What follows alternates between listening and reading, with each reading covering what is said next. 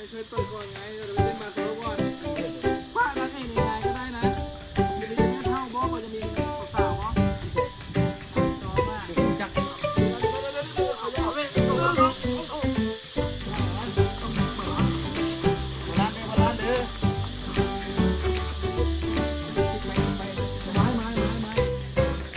เดี๋ยวจะติ่งต้นตาลติ่งสีแดงนี่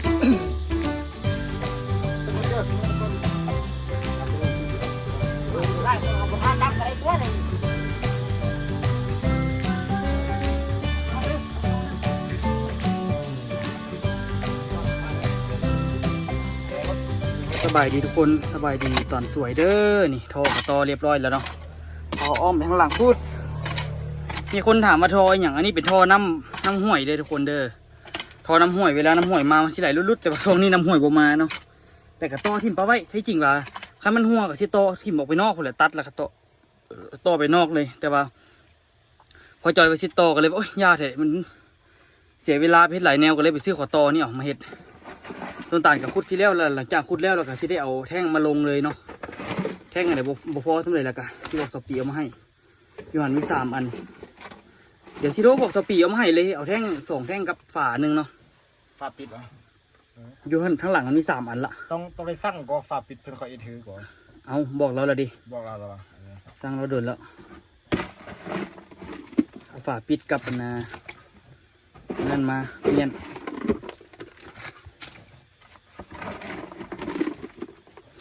เนี่ยก็ฝาปิดแล้วก็แท่งอีก2 อันแท่งเรามีหลายอันอยู่หรอวะ แท่งวะ นี่แต่แปลงครอบให้มันละเอียดแล้วก็แล้วละชุดนี้ระดับมันก็ได้ละทุกคนคือว่าโอเคละเดี๋ยวก็ไปหามแท่งขึ้นเนาะหามแท่งขึ้นกันแล้วก็มาซุบลงเพื่อบ่เป็นการเสียเวลาแต่ว่าตัวมันแตกหันจักเสียจังในหัวลงมันแตกครึ่งละ แตกเลยวะ แตกครึ่งทางหนึ่งแล้วแต่ว่าค่อยๆเอาลงนี่ได้อยู่ผู้นึงต้องอยู่ลุมมันถ้าหับมันก็บ่ได้เลิกเฮงเด้ตื้นๆนึง มีแต่ห่อมาห่อนี้ห่อห้ามมาเรามาวางไว้วางปากเขาด้านต้องเลยห้าม3 คนดึงจับแล้วก็ค่อยย่อนลง ทางเทิงนี่ค่อยๆย่อนลงก่อน ย่อนค่อยย่อนลง มี3 ทออยู่ฮัน ตัวแตกจะลงมุม ตัวแตกเสียลงลุมกับตัวนะตัวที่2เดี๋ยวใส่แต่ตัวที่3มันที่ใส่ปูนทอที่3ที่ใส่ปูนห้องตีนมันนะใส่บ่ ใช่กันได้ ขี่มันสิบุกระจายอ่ะ โอ้ชีวิตเนี่ยเจ้าถมมาเนี่ยก็เจ้าถมแล้วก็แล้วนี่เนี่ยกูมีเลยละปัดเทพื้นอัดอีกมีละ ว่า น้ำสร้างเนี่ยเขาก็จะบอกซื้อ แต่ว่าน้ำอันนี้นี่บอกเลยว่ามันบ่เต็มอยู่แล้วดินแถวนี้เนี่ยมันบ่ได้ออกบ่อคือบ้านมีนะ โอ้ยบ่เป็นเลยนะโอ้ยอันนี้นะ ได้อย่างว่าไอ้ว่าหาท่อนี่เรือผมว่าตัวใหญ่ก็ยังขี่บ่เต็มเท่านี้ ตายแล้วคนกินข้าวแซ่บแล้วคนนั่งเบิ่งกินข้าวขอโทษขออภัยหลายๆคนกินข้าวอยู่ เอาเป็นเรื่องขี้เนาะ เฮ็ดกลมขี้เลยสิ อยากขี้ดาบ้าง คุมมันคุมร้อยน้ำบุเป็นวะงงว่าคุมอย่างอาจารย์ ฮะ คุมร้อยน้ำบุเป็นคุมจุ่มไปพุดคุมร้อยน้ำบุเป็นมีแต่แปลงข้อเบิ่งให้มันเพียงๆให้มันละเอียดแล้วก็เบิ่งว่าละเอียดแล้วก็โอเคแล้วแหละ ซับเนี่ยของเลี้ยวนะเนี่ยซับหินเนี่ยแล้วก็เลี้ยวไว้เล่นอย่างชั้น ทุกคนเดี๋ยวไปเบิ่งแท่งนำกันทุกคนเก็บอุปกรณ์แล้วก็เกี่ยมเอาแท่งออกดีๆแล้วก็ซับตัวนั้นออกแล้วก็โอเคแล้วล่ะ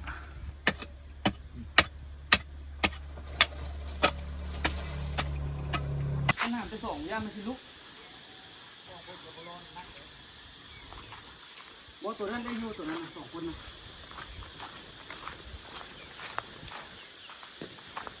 ต้องมาตีตัวนี้ ไก่ละทรงนี่ไก่สิขาดอีกละ ตีไปตีมาแตกโอ้น้ำขาดอยู่ก่อนนี่มั้ย ครับ กวาดนี่ไอ้เนี่ยบุใส่นั่นเนี่ยเข็มขัดเนี่ยบอกว่าไปเข็มขัดคือบ่ได้ว่าตรงมือ คิดแค่นั้นก็ไว้นะ ฮะ ก็ว่าใช่อะไรแบบนี้นะ มันตายแต่มาพูดแล้วนะมันตายแล้วไอ้เล่แบบบ่ได้ไปปลูกเลยต้นหมวกนาวเลยซ้ำนี่แหละมันตายยังคืนมันใส่ได้เหมือนบางต้นนะ ต้น กับพี่ที่นั่น นี่เราไปกินเบียร์กับสาวงานดองอ่ะ เราได้สาวงานดอก แม่ ยังจันทร์นู่น ผู้ใด ฮะแม่ไง ฮะ เป็นคนขับรถให้แม่ไงพี่อ่ะ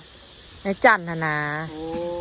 เขาจะไปงานดอง เดี๋ยวให้กับไปน้องเขาเลย ไม่ช่วยเปิดก่อนไงเดี๋ยวไปเต้นบาสโลก่อน เออ พระนางเอกในงานก็ได้นะจะมีแต่แม่เท่าบอสจะมีสาวๆบอส ผู้ใด งานดองอ่ะ บุหูจักคือกันน้องบุหูจักเขาจ งานที่ไหนโอ้ งานญาติอยู่เวียงจันทร์ วันนี้แม่ไปเวียงจันทร์ เออ ไม่ไปนะ เน ปวดเจ็บเอวเอามา เออซ้ำนี่เออซ้ำนี่ก็เอาห้องห้ามจังไดห้องห้ามเราตานยับไปพูดหัวเลยจังไดหรือว่า จับโล ไม่ต้องเอารถออกมายกไม่ได้คือมีหน้าที่คือเอาลองใส่รถให้ใกล้ที่สุดต้องเอาตรงต้นไม้ออกเจ้าที่คดีพี่เดินปึ๊กนะปฏิบัติที่ล้มเหลว อาจารย์เด้ ประสบการณ์มันสอนมาแล้วเชื่อดิอ้าวจริงๆมันต้องเอาไม้รองแล้วก็งัดขึ้นมานะที่บอกตรงๆเลยอย่างเงี้ยคือถ้ายกมาเงี้ยคือยากมันถ้ายกมันไม่บาลานซ์กันมันก็ไอ้นี่แล้วมันก็ แม่ยานรอมันตื่น คือมันเนี่ยมันไม่บาลานซ์กันมันเป็น ยั ยาก งรอ เอาลอยยับมาใกล้ๆที่สุด เดี๋ยวดีก็ลุงดีเดี๋ยวดูเจอแม่เลย กินเลยเออ อันล้าวฐาน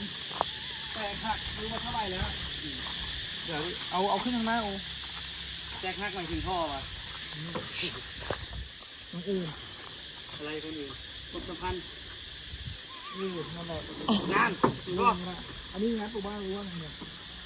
มันต้องกิ้งเนาะ อันนี้มันสิหล่นไหมนี่ อ๋อออมจะขึ้นข้างบนนี่หรอ ที่เอาตั้งไว้นี่เลย ชิได้แบบพี่แน่ ได้ ทีนี้ว่าตอนแรกจะตั้งแนวนอนตรงนี้เนี่ย อืมอัน จะตั้งมันไม่ต้องเท่าเลยไม่ต้อง ไม่จันไม่จับล้ออันชื่อให้เนี่ยที่ตอนนี้เอา ตั้งแนวนอน ไม่ต้องเอาไปเลยไม่ต้องใส่ก็ได้ใส่อย่างนี้ก็ได้มันคือการอันนี้ลื่นเปล่าๆนะ บอกว่าน้องวายานเหมือนตัวนี่มันคือแตกมันคือฮับน้ำหนักพวกเขากันนะ เส้นต่างๆใช่ไหมเนี่ยว่า แตก มีแต่อันอื่นนี่บ่ห้องก็ได้ย่าน ตัววันนี้มันแตกเราไม่ต้องเอาไปเอาตัวมันโบแตกคุณไป ตัวนี้นี่ละ ลองดูเขาจะได้คอนเทนต์ มาจับล้อไหมจับบนหนึ่งนะบึ้ดเดียวหนึงนะเอาล้อเดียวล้อ ที่ อื่ ว่าน มีปัญหา ที่ว่ายกพร้อมๆกันแล้วเอาครึ่งเลยลองดูเนี่ยสาม แมนแต่ว่ามาจับล้อนี่มันอันนั้นมันทำให้ซื่อๆไว้ เล็กๆขนาดมันเกินเลย มันคือจับแล้วมันแตกนี่แบบนี้ พูดเมสิโลนก่อนละห้าม เอ้ยเนี่ยอยู่นี่ป่านอยู่นี่เดี๋ยวเขายาก เอาเลย ยากนะต้องบาลานซ์ มาล้านเด้อมาล้านเด้อ ซิกไปซิกไปไอ้ตัวซิกไป ไม้ที่ว่าเอาไม้ขยับมาดีกว่าไม่ต้องยกตายกเอา แม่เอาพี่ได้ลูก อันนี้ เดี๋ยว เพราะคือทางไอ้เนี่ยเล็กไหลถ้าทางไอ้ตัวที่มันต้องเอา นี่ยกข้างนู้นไป อย่าไปอีกในนึงอย่าผ่านตัวในนึงยังมันโบบาลานซ์ ล้านหรอ ยังโบบาลานซ์ก็ แล้วที่แม่ต้องกำกับต้นตาลนะ เอากำก็ได้ มันไม่เป็นร้านเราแม่หัวร้านแล้วเนี่ยโอ้ยอะไรนะแก๊กก๊อกกัก ตัวรักติด รอที่มาเป็นกรรมกรเอาค่าแรงมาค่าแรงขั้นต่ำวันละ300ในประเทศไทยแล้วไม่เอาค่าแรงลาวล่ะ โอ้ โอ้ย มาเลงอยู่ล่องซานนี่เพลงเด้อ เหยียบตีนค่อยดูเนี่ยใส่ขยะไว้เด้อ อะไรก็เก็บหมดเดี๋ยวนี้ มาเลงแล้วนี่เพลงเด้ออยู่ล่องซานอ่ะ มันต้องค่อยเลย นี่เพลงว่าไหนตันถ้าเป็น 300,000กับประมาณ500 การมีแสนแปดครับก่อนเสียงแปด ประมาณวัน500พี่แน่ การด้วยที่ทำครึ่งวันพอพี่ไม่เอาเยอะพี่เป็นคนโลภน้อยต้องไม่ค่อยตกต่อ ก็คล้องกระดิ่งจ้ะ ต้องแตกเอาแตกที่ว่าขยะต้องแตกตรงไม้ พอแล้วป่ะ ไม่เอาตรงแตกตรงไม้ดีกว่ามัน เอาสองคนได้ป่ะ คนแตกแล้วนะปานยกใช้แค่ไม้ตรงก็เลยลองมันไม่เสมอกัน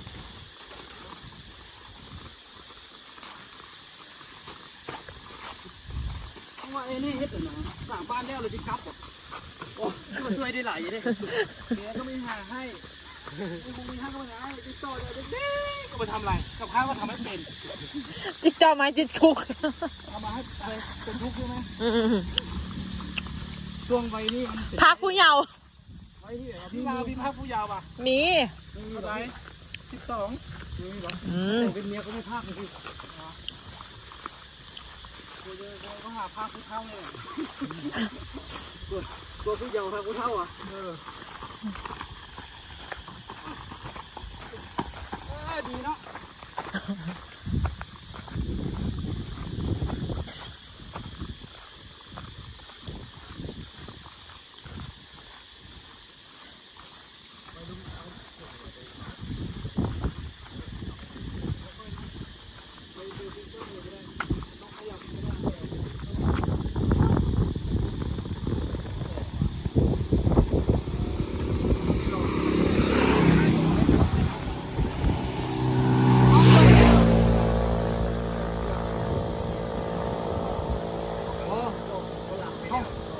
เขาเอาวางไว้นี่แหละค่ะเขาเจ้ามาส่งแพงเลยเขาเจ้าส่งแพงกันช่วยเอาไว้นี่บ่ไว้นี่ก็ได้นะมันหลายคนไปห้ามแปกก็ได้เอาไว้นี่ก่อนเดี๋ยวให้เขาเจ้ามาส่งนั่นอันนี้อีก2 อันละนี่เขาเจ้าช่วยยกเอา ไหนเอาตรงนี้ไงก็ค่อยระวังมันไหลนะต้องค่อยดันนะ เอาก้มลงก่อนบอก ลงเลย โอ้โหเลยนี่ ลงฝา ด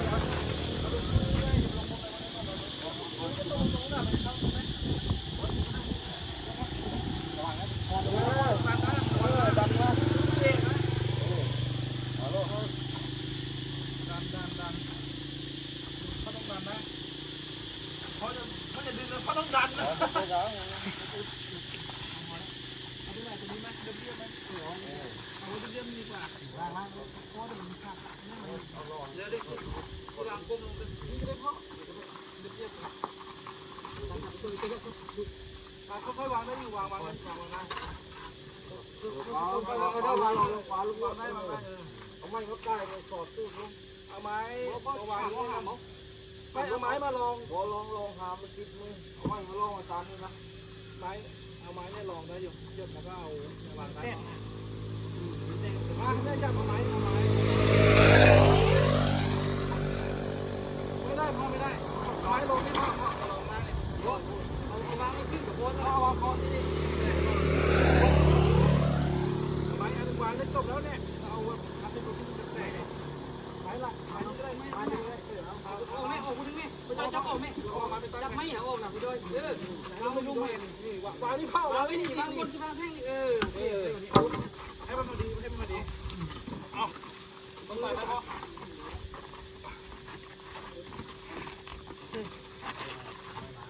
ลงไปนักไปเลยเนาะ2 คนนี่ต้นตาเอาแต่ญาติบนมันแตกนี่เตะบนแตก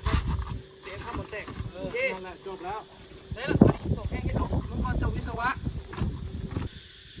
เรียบร้อย3 แท่งต้องเอาตัวนี้ลงลุมสุดตัวนี้ตัวมันแตกนี่เดี๋ยวเขาเจ้ามาแล้วค่อยๆเอาทยอยเอาลงออก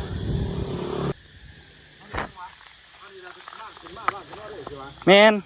ถมดินเมื่อไหร่ถมดินฮอดคานท่านน่ะคานเทิงนี่นะ พุทธมันล้มแทงจบดีแล้วอันบอก จักลมบ่จะว่าเอา เอาแม็กมาแทกกันตัวนี้ เบิ่งลงไป เพื่อนมันคือว่า เดี๋ยวไปแทกมึงก่อน มันจะไปได้เม็ดเดียวกันยังเกือบบ่ได้สับฮะ เช็ดไปนี่ โคตรมันเปลี่ยนเม็ดหนึ่งถือแล้วมันอยู่ครับถือว่ามันต้องยากก็ทำคุณอะนั่นบ่ได้ คงเนาะ ซ้อมไม่ว่าถึงซ้อมอีกก็ต้องเครื่องเลยเครื่อง ถึงได้อยู่ เครื่องเลยเวทเครื่องเลยนะเวทมีแต่ซ้อมทั้งรวมอีก ยากซะนะเอาอันนั้นลงแล้วกันที่ซ่อมเอาที่เฮ็ดเอายากแต่ตอนเอาลงอันนึงนี่ดอกมันก็บ่ยากเฮงเนาะบ่ได้เลิกเฮง มาบางทีทำนี่เนาะมานี่เนาะเอาเลยอันนี้บางทีบ่ได้เดี๋ยวบ่จะไปขาดนี่ มีแต่บนหันแล้วเนาะทางนี้ได้แล้วทางนี้ บางทีบ่จะไปขาดนะ มีแต่ทางมือเบื้องขวาเนาะฮะ เดินดีเนี้ยบางทีก็บางทีนะฮะ เอาลงเลยบ่ได้ตี ซ้อมบางทีเด้อซ้อมบางทีนี้ซ้อมนึงแค่น้อยเอาแทงมาก่อนก็สนะ กินแต่สติงต้นตาลนี่ติ่งสีแดงยี่ เบิ่งตอนนี้นี่พอกูคลิกมาแล้วว่าสิเอาลงสวยเพิ่นว่าบ่ได้เทื่อปากนี่นะ ต้องได้ซ่อมก่อนกับบ่ได้อีหลีแหละบ่ได้บนแถวกลางๆหั่นน่ะแถวปากมันนี่ได้เลยทุกคนข้างหน้านี่แต่ว่าตัวแถวน่ะกลางๆลงไปลุมมันน่ะมันบ่ได้เทื่อ ต้องได้เอาใหม่ดีก็เท่าลงนะ อืม ที่แรกต้องให้มันซิกได้ขนาดไหนเอาใหม่มันปิดเนี่ยมันซิกได้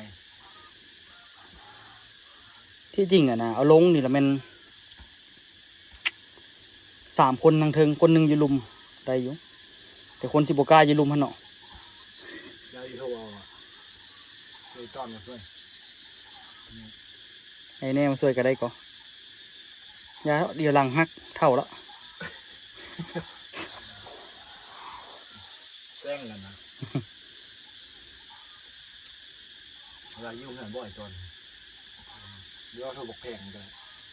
แพงได้อยู่ แพงกันนะ ช่วยยกคนนี้แน่สิเนาะนั่นเนาะยกเบิดทีละบ่เนาะยกขึ้นตั้งแล้วเราก็แล้วไป บอกมันจะเฝ้าเมียง่าย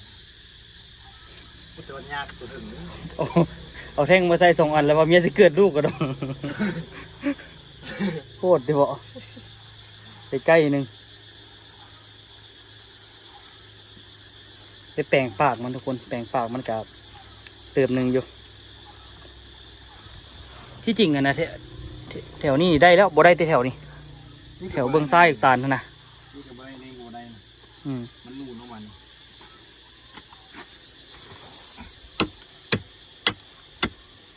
พื้นมันได้แล้วทุกคนระดับนี้แต่ว่าบ่ได้ครอบมันนี่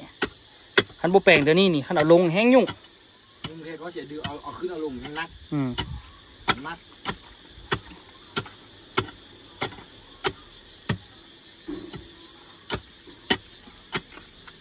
ที่จริง3 คนก็ได้แล้วนะ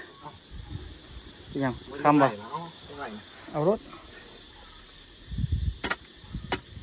คันคุดคำนี่ใกล้จะ30เอา70หรอคันคุด คันได้ละเชี่ยวแต่30%พอละฟัดได้แค่เนาะลบคลิปนี่ทิม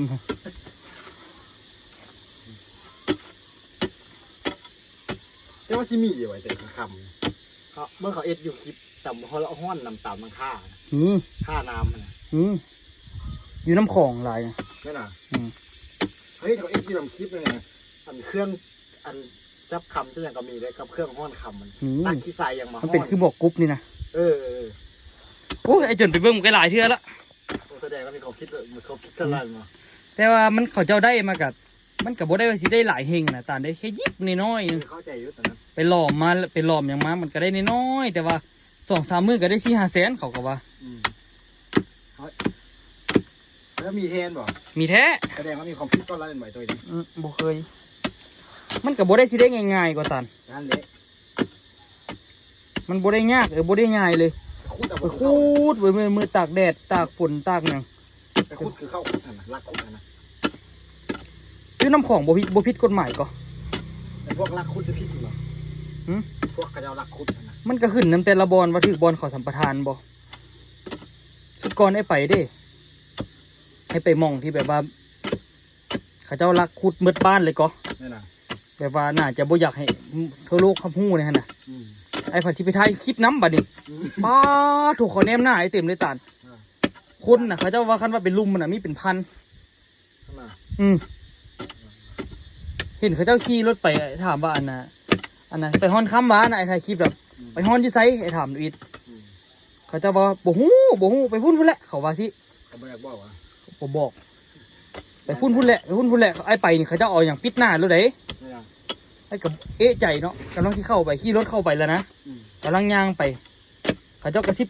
กันอยู่ไอ้ถามตรงๆเอาขอถามได้แท้ว่าอันเขาเจ้าให้ทายได้บ่สินะเขาเจ้าว่าโอ้ทายบ่ได้ก็สินะทายบ่ได้อันนี้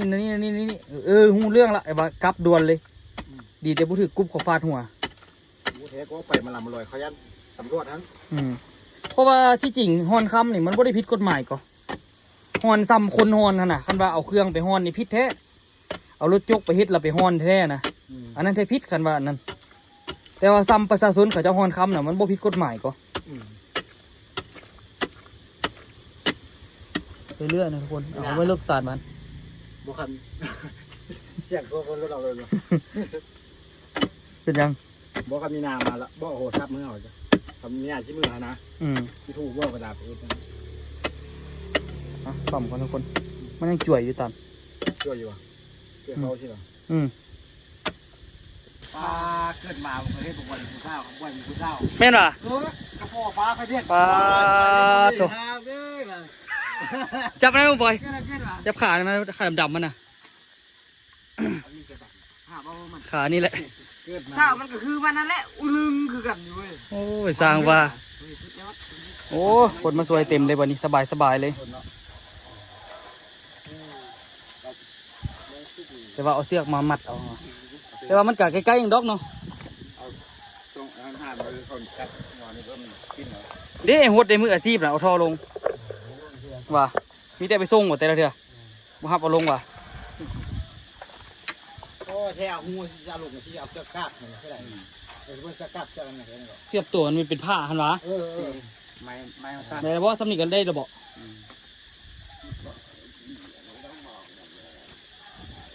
ได้เดี๋ยววันนี้ให้ได้ยูรุมน้ำบอลหรือจังไง บ่เสื้อจับปักบ่อนี่ส่งนั่นแหละจับเพื่อมันกินแล้วก็ย่าง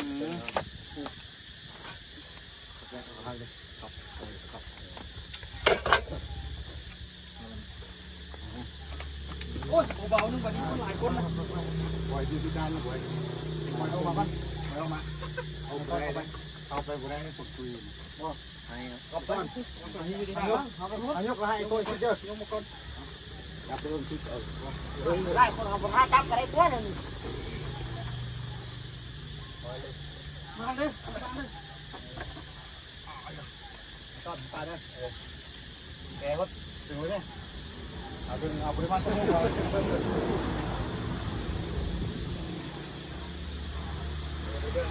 ปากบอลเก็บไว้ได้แล้วพอดีจะมี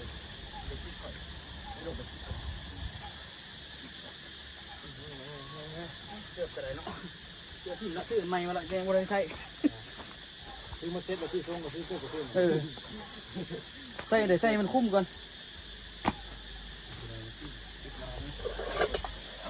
ทางนี้น้ำทางนี้มันเวทตรงนั้นดิเวทตรงนั้นสิบริจาคเวทพลิกมันกินมันนี่เขาเนี่ย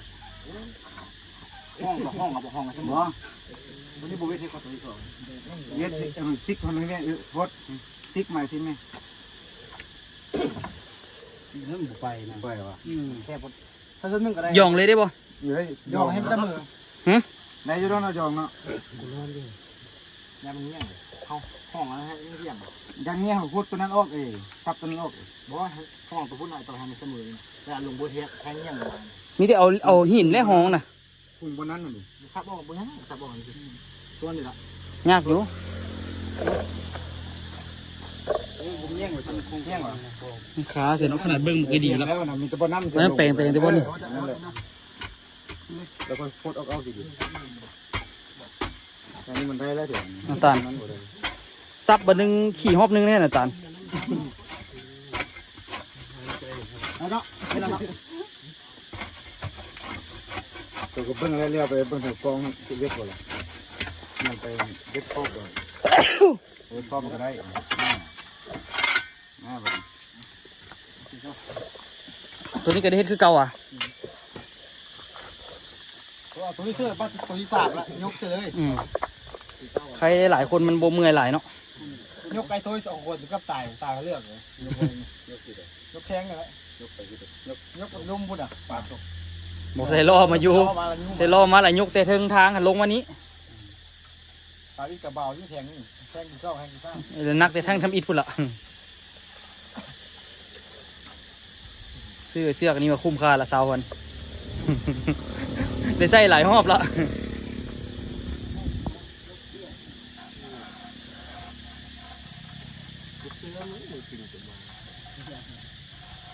บอกคนแจ้งแก้วคุณชอบไหมครับทำตายยากเลยวะเนี่ยจะแจ้งแก้วครับบอยเอิ้นกันนั้นอยู่ คือขนาดได้คนยากระดับแต่คนอื่นย่านดีคนอื่นบ่อยากนำ เอามาบอยครับเอา เบาฟาดอันเดี๋ยวไปวางฝากเลยก่อนได้ยุ่ยไปเลยตัดโอ้ไม่ทั้งเราตายเลยเอาลูกคุยครับลูกพอดีเป๊ะ ดีว่าเสียบนี่นะเอาจริงลูกเอา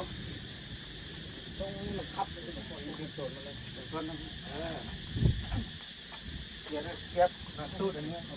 เกียร์ตู้ตัวนี้นะมันเป็นออกเลยโดนหยอกก็ได้โอ้เสียหายเพื่อนนะหยอกบอก chưa yêu nhá rồi ngủ ăn bữa vui rồi bơi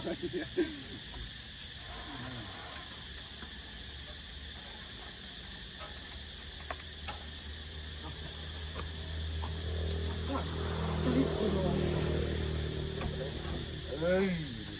คักๆไปดิปอปาดจังหวะเอาขึ้น5แท่งเอาบุกก๊อบลงไปเลยนะ เอ้าตาลเปิดดูออกไม่มาง้อย2 อันดูให้ตาลเปิดที4ใบก่อน แล้วก็เอาลงมาวะ ลงใส่ ลงเลยวะแล้วที่5พูดถึงกุ้งเลยถ้าเราปล่อยไว้จะแข่งเดี๋ยวหยอกล้วนที่ เละ5 เอาใส่ห้างเลย 5เละใส่ขึ้นเทิงแล้วถมดินก็ถมดินฮอดคานคือก็ ต้องมีก้อนเราก็เอาแท่งให้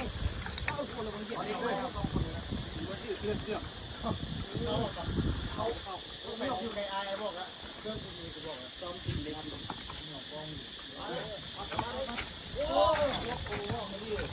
ใกล้ก่อนมาวางไว้นี่วางกันบอกกูลงเลยวะ ถึงโยนหัวไอ้ยัยเบ็ดวัด ได้ยินเราหลายคนมัน โยนฟาดเลยผมนักกันเนาะอันนี้นี่หลังมาตรงนี้ก่อน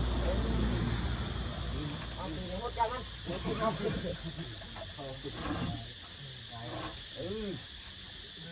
เอาฟาดลงไปห้องตีนแล้ว อ๋อตอนนี้บอกเดี๋ยวมันจะขึ้นยาก ห้องไม่ถึงห้องประตัน เอาพวกเขาลบไปย่อยที่ซื้อตัวลง บ่อีกชั้นนึงก็จะเอาพวกเขาลงผมแย่งนี่ เดี๋ยวห้องตัวนี้ก่อน บ่เขานั่นนะพี่เดี๋ยวนั่นดูพอดีหูเลย ต้องเจ๋แล้วนะต่อย เขาเคยทำที่อย่างเงี้ยที่บอก อันนี้แหละ นี่ลูกเส้นนี่เห็นแม่นี่เห็นเหรอจำแล้ว แม่2 ก้อนครับ2-3 ก้อน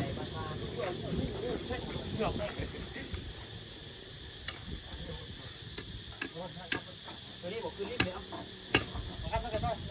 ว่าเราพวกเขานี่เลยกระบูมันใช่ทางแรงมันเนาะ เดี๋ยวเราเดี๋ยวเราตึก ทาง แล้ว แรงมัน เอาตามไปเดิมเลยบุ้ยเห็นแล้ว เอาเลยเอาเลยแหมตัวจะว่าแล้วพวกเขาเลยพวกเขาไม่ให้เขาไล่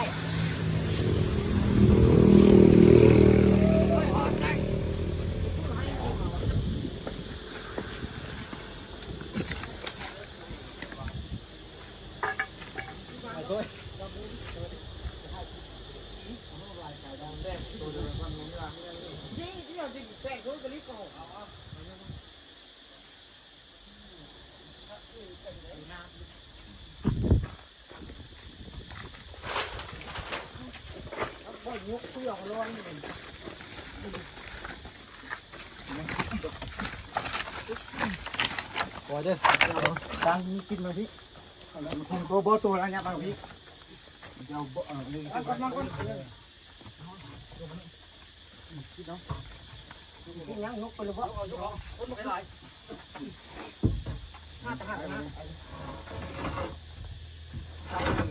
เอาไปไอ้ตาเซ็ตมึงก็นกดูไม่ขึ้นไปเรื่อยๆนี่มึงตายเราก็เขาว่าใส่แท่งกันแท่งกับแท่งไหนครับ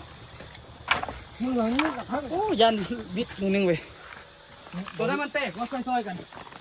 ตัวนี้แหละสำคัญแต่ไม่ต้องเที่ยวไปยาว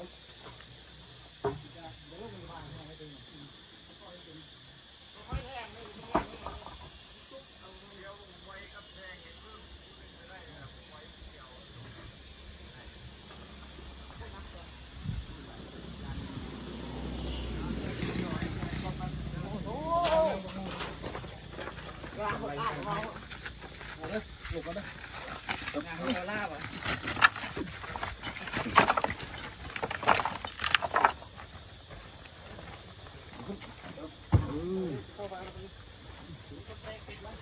จะ ปิ้นมาพี่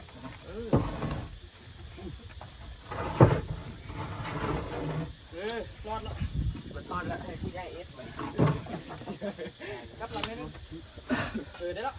เพื่อนผู้ใหญ่เขาจัดการ แล้วบอก โอเคเตะแล้ว เยอะเนี่ยเที่ยงพื้นเลย เตะพื้นใส่แล้วกันรวมยองเลย โอ้โหมีมุดซาเอาไปแล้วนี่นะ เอาน้ำไหม ใช่หรือไม่ กินน้ำกันไหม ได้เลยนะ ตอนนี้ก็คือวางทอเรียบร้อยหมดแล้วเหลือแต่ไปโป้นะทุกคนก็เสียดสวมประมาณนี้เลยที่จริงนี่ตัวอยากได้สวมอยู่ทางฟากนี่เลยได้ห้องอาบอยู่นี่แต่ว่ามันเป็นอันนี้แหละก็ย่ามันเนาะเฮ็ดห้องอาบอยู่ฝั่งนี้เนาะห้องน้ำอยู่ทางนี้เฮ็ดติดกันเลยใกล้ๆกันเลย ที่จริงตัวอยากขั้นปากมันขึ้นกายนะปากมันขึ้นกายตัวในปับๆอ๋อมันเอียงไปนิดนึงเอียงมาฝั่งนี้แต่ก็จริงปรับทางเทิงอ๋อพอได้อยู่ทุกคนตอนนี้คือแปลงแล้วทั้งมืดละมันก็สะดวกสบายไปเนาะทุกคนเนาะงั้นใครที่มาคลิปนี้ก็อย่าลืมฝากกดไลค์กดติดตามไปซองตัวย่อย2 ล้อพาเลาะเด้อเพื่อเป็นกำลังใจให้ตัวคลิปต่อไปเนาะส่วนนี่ก็ได้เฮ็ดทางในหลักกระทมดินขึ้นเอาเนาะทุกคนเห็นบ่ห้องกับบ่ได้ขุดหลายทุกคนห้องกับบ่ได้ขุดหลายปานใดขุดสำเร็จสำนึงแล้วก็แล้วนะไปเจอกันคลิปหน้าทุกคนเพราะว่าเขาสิถมดินขึ้นเทิงพี่อยู่